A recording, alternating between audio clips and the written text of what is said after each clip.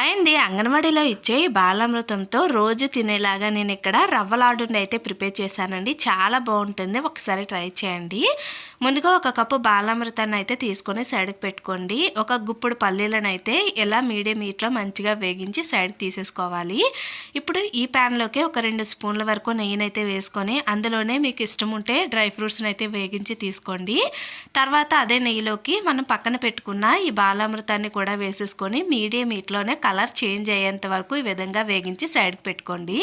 ముందుగా వేగించిన పల్లీలను పొట్టు తీసేసి ఇలా మిక్సీ పట్టుకొని తీసుకోండి. దాని తర్వాత బాలామృతాన్ని కూడా వేసి ఆల్రెడీ ఇందులో చక్కెర ఉంటుంది కాబట్టి ఒక 3 స్పూన్ల వరకు నేనైతే చక్కెరని యాడ్ చేశాను.